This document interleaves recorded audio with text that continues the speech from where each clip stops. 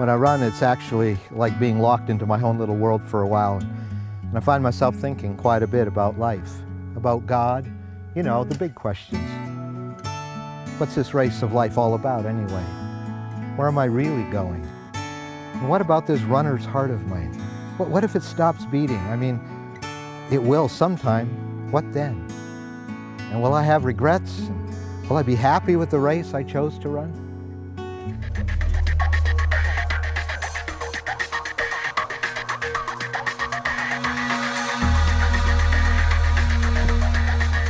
You know, some things I just wish I could do over again.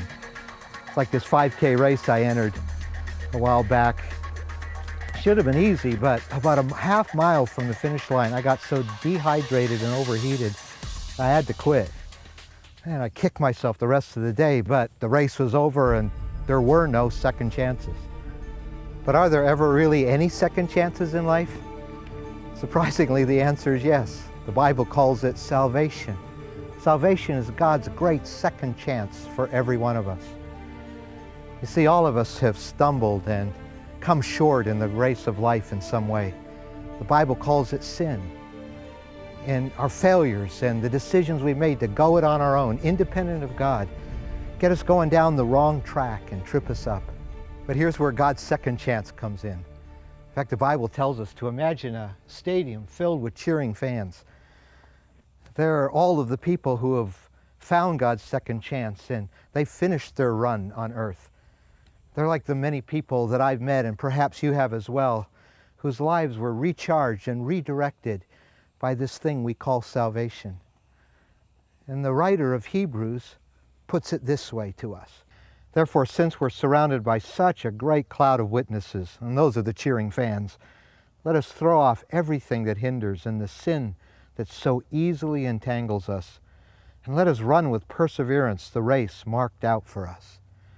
But the next verse, that's the really important one. For it says, fix your eyes on Jesus, the author and perfecter of our faith, who for the joy set before him, he endured the cross, scorning the shame, and sat down at the right hand of the throne of God. Jesus, he's the center of salvation.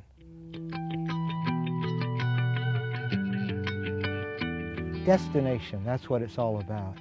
In fact, in this race of life, our destination is not so much an accomplishment or even a place, it's a person, the Lord Jesus Christ himself. He is the finish line, as well as the one who gives us the breath it takes to get us there. It's Jesus who ran through the wall of shame and pain at the cross in order to die in our place, and through his shed blood to wash our imperfect record clean.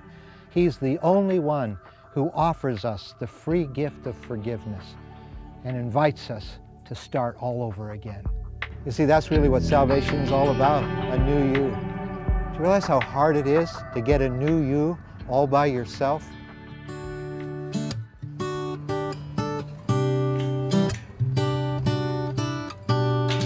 So what about you? Where are you in this run? And where's it all going to end? You know, someday this runner's heart of mine is going to stop beating, and so is yours. And the question is, what then? And what's going to be at the destination? A lot of things that don't really matter in life? Or maybe the question is better, who will be at the destination? It can be Jesus Christ. You see, Jesus died on the cross to take all of our sin, all of the guilt of our wrong choices and wrong directions in life.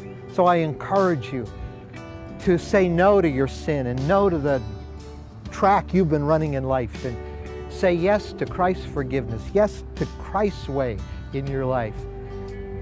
And if you make that decision, I encourage you to tell a Christian friend or a pastor about it who can help you in this run.